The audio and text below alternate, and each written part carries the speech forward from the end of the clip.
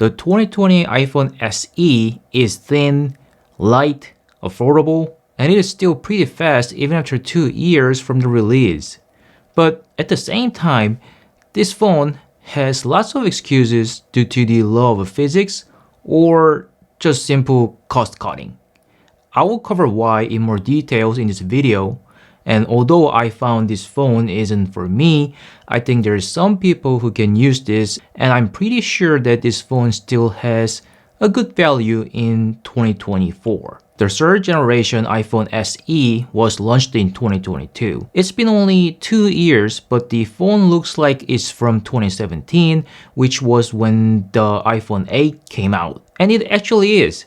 It has the same body of iPhone 8 that is now 7 years old, and Apple has been using the same body for 7 years. And the body is not the only thing that this phone inherited from the previous models. The camera is the same, the display is the same, everything you see on the outside is the same parts that were used on the previous SE. That must have saved some money for Apple, but using the same old parts make this SE look exactly the same phone. And in 2024, this design looks outdated and ancient due to the big forehead and chin design. I honestly can't believe there's a company that still makes a smartphone in this old archaic design. But it has some classic elements that still work just fine, and sometimes it gives more satisfaction than the current iPhone 15 series. Let me explain. Every exterior parts were passed down to this phone from the previous model. Body, frame, camera, display, and the home button, these are all identical. One upside of this is gonna matter if you're coming from the 2020 SE. The accessories for the 2020 SE are perfectly compatible with 2022 SE. I'm using an Apple silicone case that is designed for the 2020 SE for my 2022 SE, and it's perfectly compatible. This applies to the screen protector too. And for the material and weight, the body has a glass bag and an aluminum frame. It weighs only 144 grams or 5 ounces, and this makes it 30% lighter than the average smartphones in 2024. And because it's so light, it doesn't feel heavy at all even with the case and the glass protector. And it's pretty compact and small. It slides into a pocket extremely easy. Also, it doesn't feel uncomfortable when you are sitting with the phone inside your front pocket. If you keep your phone in your front pocket all the time, you know a small phone feels much more comfortable in your pocket. But this compactness comes with a bit of a compromise on the display. Since it's a small phone, the display size is also limited to its size. The 4.7-inch 6Hz Retina LCD display is too small, and it actually makes me not want to use the phone for a long time. That helps me to have less screen time, but even simple web browsing or watching a video on this small screen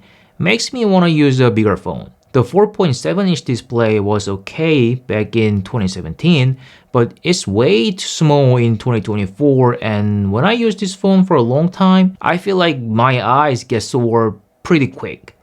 So I don't think this phone is meant for heavy users or gamers. And the 625 nits brightness is noticeably dimmer than OLED displays. It's not impossible to see the screen, but you will definitely be hard-pressed to see on a bright sunny day. This is one of the biggest downsides of having the SE. Even budget phones have bright OLED display in the Android world, so the SE is kinda unicorn for having a LCD display. But in defense of Apple, making a small, high-quality touch OLED display that satisfies Apple's standard is not easy.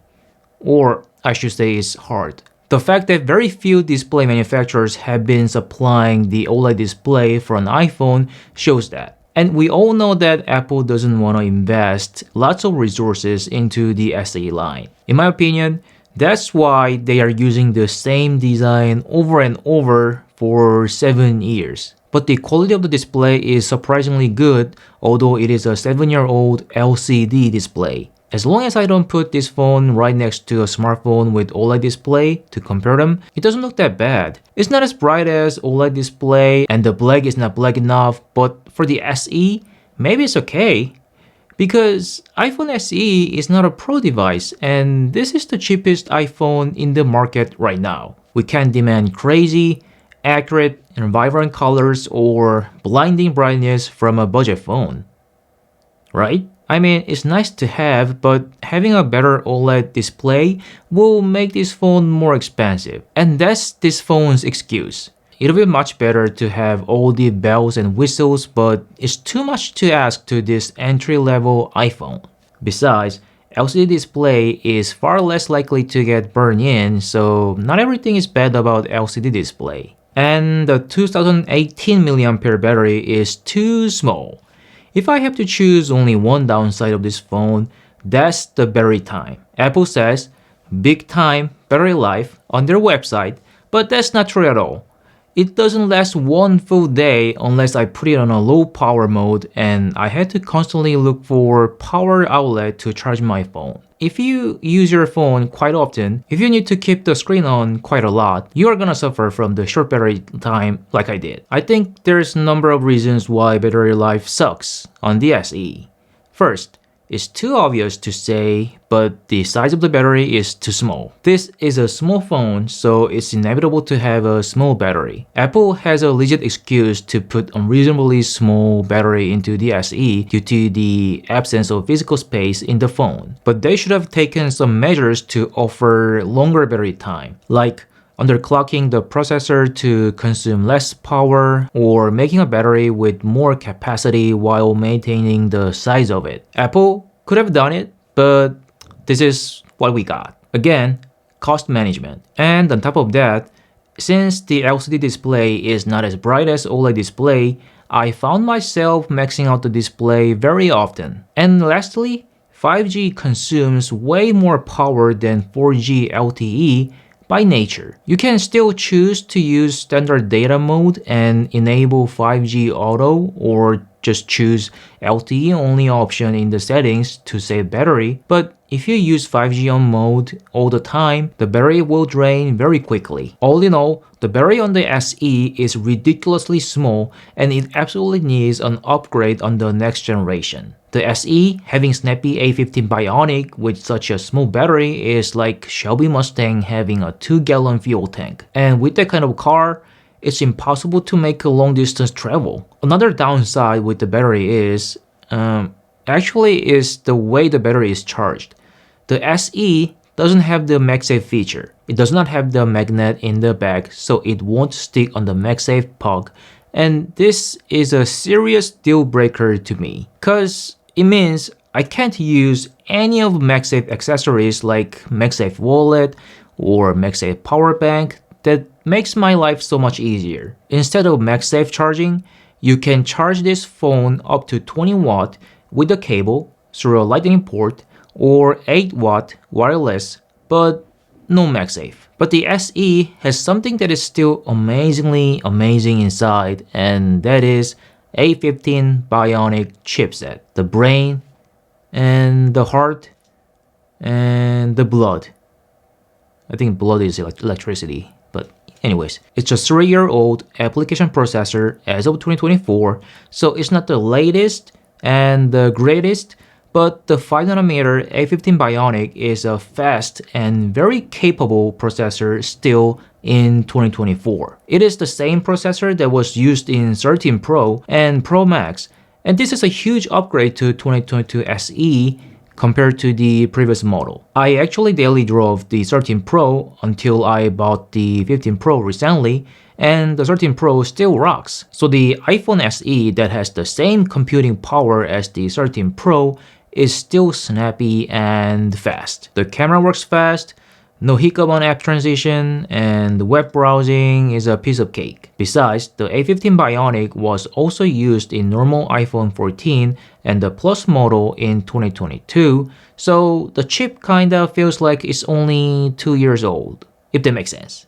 But the 4GB RAM is too small for multitasking. When switching between multiple apps, refresh happens quite frequently. Running one single demanding app does not slow the phone down, but you're gonna experience very frequent app refresh when there's multiple apps opened in background. Refresh happens on every phone and it's not a bad thing, but the frequency of it happening on the SE is a bit annoying level. And I think having small RAM on SE is due to a rigorous cost cutting again. And this small RAM problem also shows on the benchmark test too. I've tested iPhone 12, SE, and 13 Pro side by side for Geekbench. The iPhone 12 has A14 Bionic, which is just 1 year older than A15 Bionic. Both 13 Pro and SE have A15 Bionic, but the 13 Pro has 6GB of RAM, which is 2GB more than the SE. And it is true that having more RAM is always better and makes things faster. Although 13 Pro started the Geekbench the latest, it finished first. And not only that, the score is better than the SE both on single core and multi-core, even though the two models use the same chip. The A15 Bionic in the SE doesn't give us its full power because it has less RAM, and also maybe because of the smaller cooling system inside due to the small physical space coming from the small body. Nevertheless, the SE is still an absolute beast and you will never feel like it's sluggish at all. And the software update is another big perk of having A15 Bionic. Apple is well known for offering an extended period of software update. Usually iPhones get 5 to 6 years of software update support. The upgradability depends on the chipset, so the iPhone 13 series and the SE will get the same software update. That gives this phone 3 more years of software support as of 2024, so you will get iOS 20 in 2027. It's been 2 years since the launch of the SE, so this phone offers 5 years of software update. This is a pretty crazy value for an entry-level smartphone, and there's no other company that does this. Google's Pixel 7a supports only 3 years of Android update, and Samsung's Galaxy A55 offers a bit more, 4 years, but still 1 year less than the SE. Software update is one thing that lots of people overlook when buying a smartphone, but still is a very important factor. It's not just how many years of update we will get, but also how frequently we will get and how responsive the company is. I can say with confidence that the chipset and the software support is the parts where Apple wasn't stingy. And this phone has only one rear camera with 12 megapixel sensor that is 4 years old. The same camera from the 2020 SE. Cost optimization. But it does its job surprisingly well for 4-year-old camera. A daytime photo is pretty awesome. You should never doubt the image quality you get during the daytime from an iPhone. It's been a while since the computational power of a phone matters more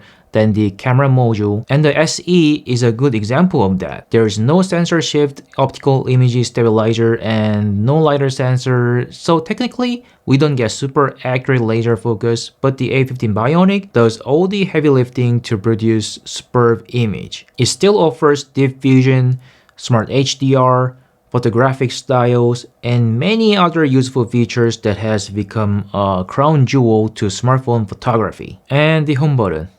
My favorite part.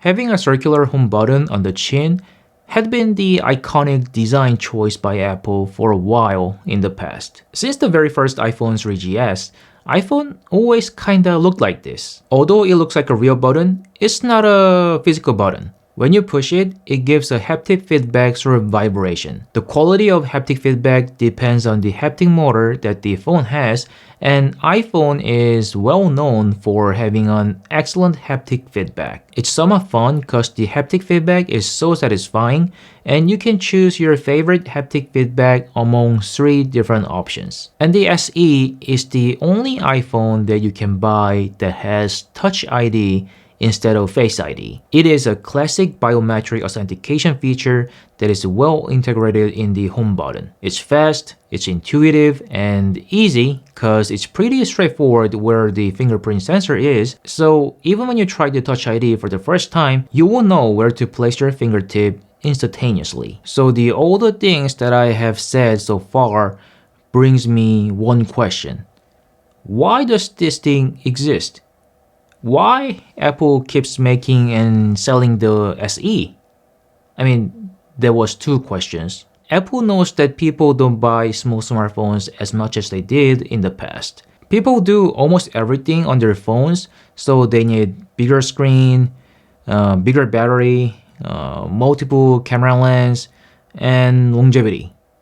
The SE checks only one box among those, and that makes the SE unattractive to the masses. Frankly, the iPhone SE looks like a dinosaur, and it doesn't look that interesting because it just looks like the 7-year-old iPhone 8. Does Apple make and sell the SE just to recycle leftover stuff? And the name SE actually stands for Salvage Edition, not Special Edition? Of course not, because there's some very specific people who can make a good use out of this small, classic looking, but very powerful device. First, anyone who tries an iPhone for the first time. This is the cheapest iPhone you can currently buy at $429. Or you can get it even cheaper, if you go for a renewed one in Amazon. And some people need or want more than just one phone. Like, some people don't want to get a call from work after they get off. They can buy a second phone and turn it off when a day is over. And the SE is an excellent choice for that because it's the cheapest model in the lineup. Or for business owners who need a dedicated mobile phone for their businesses and don't want to spend lots of money but still want to have the nice Apple experience, then it can't go wrong with the SE. So for anyone who wants to use an iPhone as their secondary phone, the SE will do the job. It's your second phone, so you're not gonna use the phone more than your primary phone, and that makes this short battery time acceptable. Personally, I have a bit of nostalgia for the iPhone SE series. iPhone 6 was my first iPhone, and this iPhone SE looks very similar to that.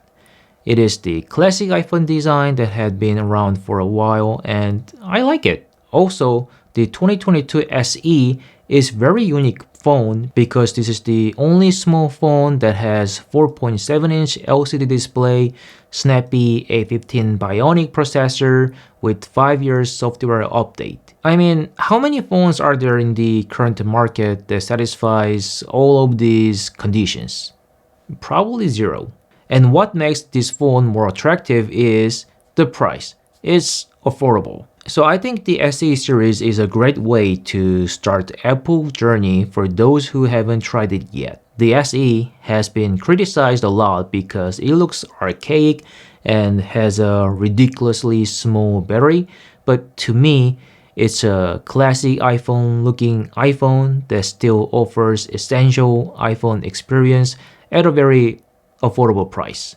But that's my personal take. I'm obviously biased to SE because I have a nice memory with this design. As the SE stands for Special Edition, this phone feels special to me.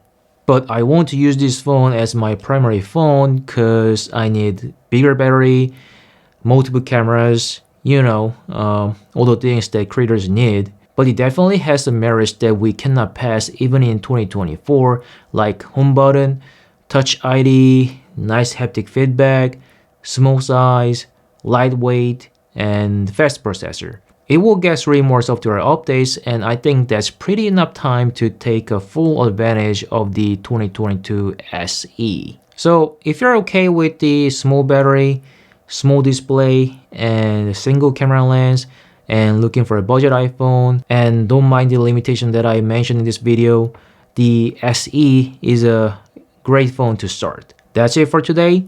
Please subscribe and like. I hope you liked my new hairstyle and glasses. Then see you in my next video. Thanks for watching and see ya!